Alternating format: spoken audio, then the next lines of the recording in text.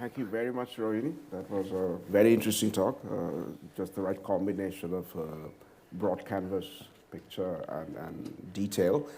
So we have about 25 minutes for questions and answers. So I'll first open it to the floor. We'll later move online for questions from our online audience. I'm Rahul Thongia's researcher in sustainability.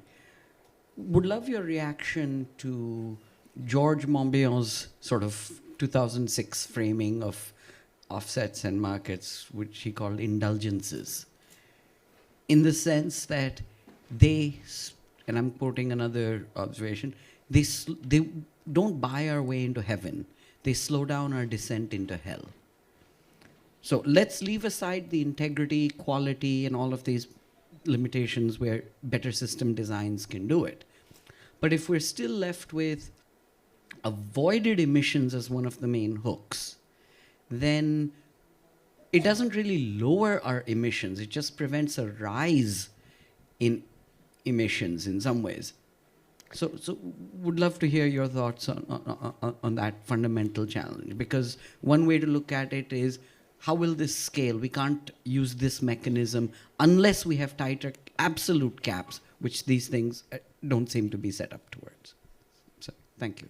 But I think that's exactly where you have to go to. I completely agree with you. I think they need to enter compliance markets with tight caps.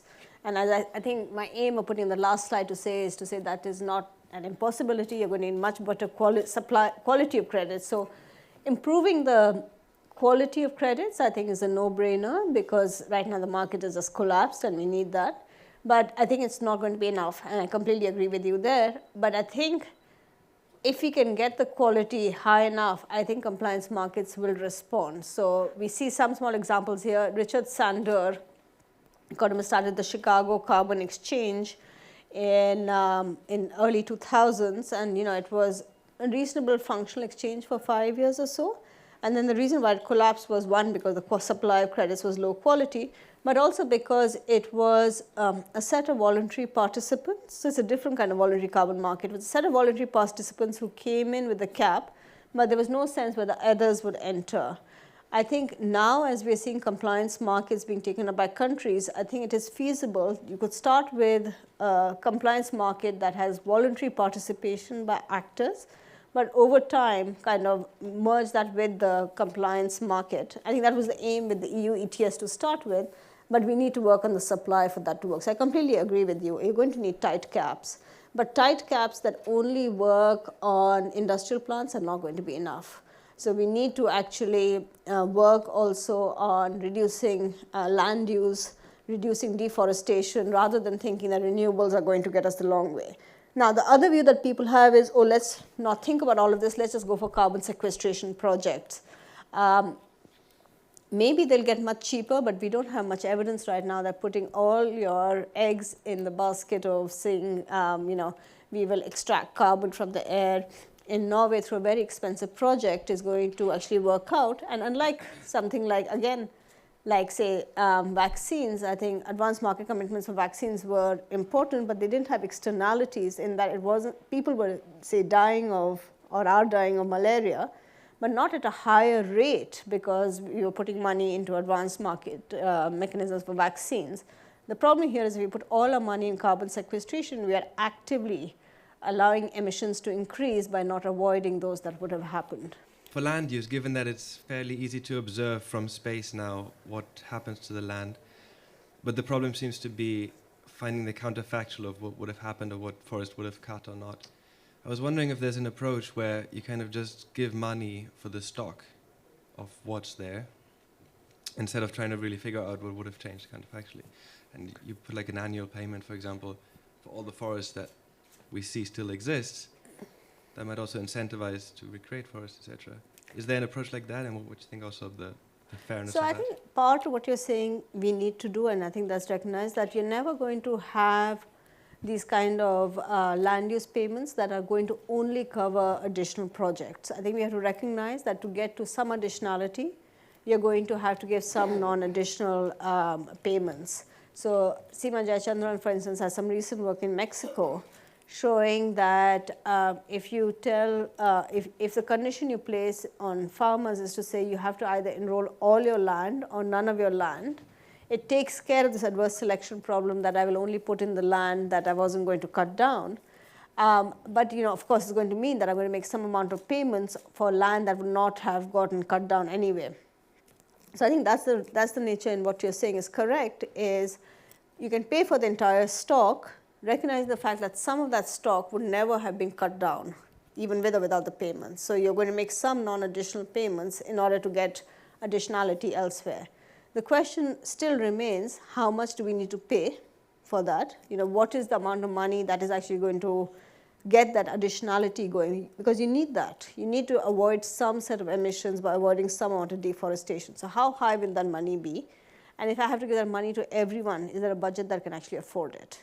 Sure, if I can give everyone who owns land $1 million per hectare, I can probably solve this problem, right? But we don't have that budget. So I think, but you're exactly right. That's one extreme you can think about. And the question is, how do we try to reduce the set of land we need to pay for, or forests we need to pay for? Hi, my name is Surinder Singh. Just wanted to ask, if I understood you correctly, in the beginning you did share that there's no, let's say, the common or universal or one place where people can rely, the countries as well, to get to net zero, the definition and a lot of stuff. My question would be if you could probably comment on the role that ICVCM can or probably play, or what role in your analysis they have played so far, and the role of SBTI in getting it to, well, let's say, whatever the role that you're planning it to be. Thank you. So ICVCM is just right now, from my understanding, and it may have evolved more, is largely a set of principles. They're trying to put some meter, but they're not actually doing anything in setting caps or moving towards anything that is going to be a global target. So I think they don't have a role to play with that. They're trying to do something to improve the supply of credits, largely through these principles and others. There may be other parts that I don't know. SBTI is right now actually saying you can't use offsets, right? So SBTI is, and I mean they tried to do it and they got a lot of pushback and so they moved away from it. But SBTI also is goals for individual companies. It doesn't have a mandate to move towards a global net zero goal. That I think you're going to need governments to come in from, and the way governments can come in through, I mean UNFCCC is trying to do it through this Article 6, is going to be through some set of market and non-market mechanisms that operate internationally. I thought we could take a minute to just take some questions from our online audience. So the first one, in the context of climate targets, isn't the first order question of what exact target we need? That is what all the negotiations ultimately come down to, and there's no getting away from this. And also this target can't be fixed in time forever. It must be allowed to move as knowledge changes. So no matter what target you have, that target is going to have to translate into a policy, and the policy needs to have bite. So I think waiting for the perfect target assumes that the policies are in place, and right now we're seeing the policies are not in place. So yes, of course, targets matter, and we need to get the right target and the right allocation. But you can do that and have no policy and no implementation goals, right? So it's like saying that India will agree that it's going to try to move towards zero extreme poverty. That's a great target to have, but you need to have policies in place that we believe will achieve those targets. And so a lot of this discussion you can think about is saying is, irrespective of the target you have, you're going to need to implement it, and we need to move on both fronts. So I don't think it's either or. And then from Kavita, we have, what do you think is the reason that PES has not picked up in India, unlike other resource-abundant countries like Costa Rica or Peru? And why has evidence-based research testing of PES using RCTs been poorly funded? In India or globally? In India. So I think, there are payment for ecosystems going on in India. I think some of them we don't hear enough about. Now, why they don't get tested, I think is true in many policies, not just PS. So this issue of how do we move towards more rigorous evidence-based policy making, I think, is broader than PS. The one thing I'd say, at least in the space of pollution, is there used to, for the longest time, be this sort of polluter pays principle. And so this idea that you actually pay out to someone who is causing what we may think of as damage would go against those kind of principles. And so similarly with forestry, India has strong forestry norms that you're not supposed to cut timber. If you start paying people to not cut timber, you're admitting that that is going on. And so I think it's a bit of a, question of how do you get out of it. In the case of pollution, actually the Indian government did decide to move away from that, right? So it basically, by moving towards these markets, it changed its regulatory framework to allow for financial penalties and possibly payments. So I think there is a question of just whether we want to acknowledge the underlying phenomenon that's going on of deforestation. My name's Sanjay Mithal, and I've been in carbon markets for the last few years, and I just wanted to have to make one comment, and then based on that comment, maybe the question would follow. You mentioned that the land use, primarily the forest carbon credits, are trading at very low values. In one universe, I mean, the reason that they're trading at low values is because the carbon markets have been valuing permanence over and above just about any other parameter, leaving aside quality and integrity and all the other parameters that you described earlier. And so, as far as nature-based solutions are concerned, the time value of carbon should be factored in, and to the extent that it is not, I think that's an area that economists may not have paid enough. I'm not sure I know the entire literature. I have followed some of the literature, but I don't know to the extent that you might have a better sense on what is the current thinking amongst your community as to the value of time, or the time duration, if you will, the duration of carbon storage and its impact on, let's say, delayed release of carbon, and to the extent that that delayed release can help rebalance the carbon cycle. I think it's a great question to raise, so thank you for raising it. I think that I'd say there are two parts that I'd break this into. The first part, which I think economists have not thought enough, and they should, is the way I think about it is uncertainty that comes with time. I can pay for something today. I don't know if that's going to remain the same value tomorrow. And so I think we need to be thinking about financial instruments that are going to account for this uncertainty, especially as ICVCM and all these principles are going to move us more towards these sort of ex-post dynamic calculations for land use projects, right? So I think that's very much the way the industry is moving. So that part I completely agree with. The part on permanence, I think, is misplaced. I think the part of permanence that's relevant is this uncertainty part. But permanence per se, I don't think is something we need to think about beyond how the market will price the uncertainty from period to period. I'm Shrikant Gupta, former professor from the University of Delhi. I'm having a lot of trouble understanding this idea, if I've got it correct, that these emissions from deforestation, and as Rahul was asking, emissions from energy, there's some sort of an equivalence here, because when you say that these land use change things have to enter the compliance market, if I'm understanding this correctly, there's some, and because your initial slide set it up, right, that there's a lot of emissions coming from deforestation. I don't understand deforestation that well, what drives it, but there seems to be some, how should I put it, some endogeneity there as compared to emissions from energy consumption. I was thinking more in terms of emissions from agriculture.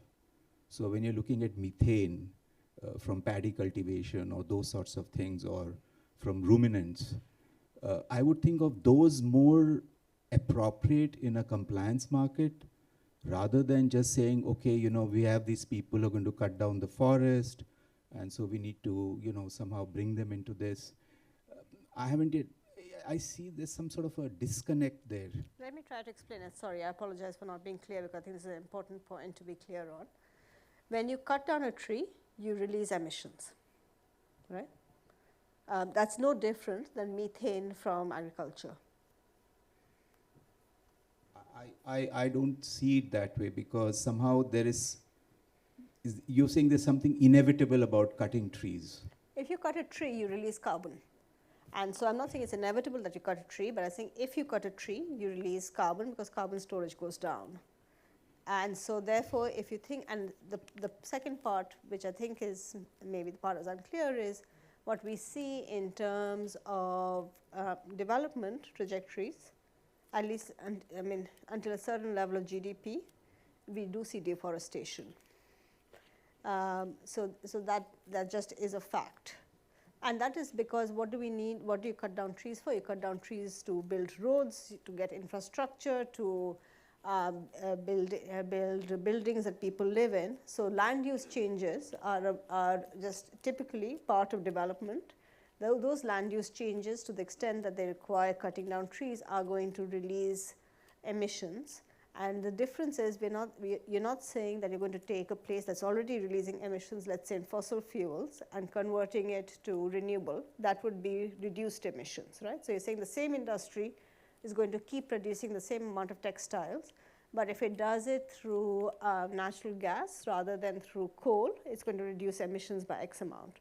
So that would be a reduced emissions example, and that's the kind of renewable energy processes through which India, for instance, often tries to enter these markets.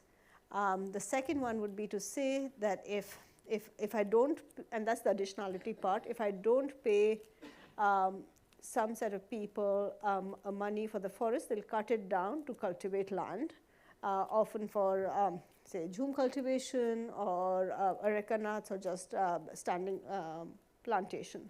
So that would be the second. Thinking about something like methane, that would be a way of saying that, do I want to change your agricultural practices again to reduce emissions? So it's really the difference in avoided versus reduced emissions, and they're both ways that you can try to change emission footprints. There's two questions online that are a little bit similar, so maybe I can ask both of them together. The first is from Banashri. She says, in India's context, you mentioned the key target of improving carbon sinks, and you spoke from a forest cover point of view. Given India's large emissions from agriculture, but our key dependency on it for livelihoods, what is your view on regenerative agricultural projects and on the permanence of the carbon removed from these projects?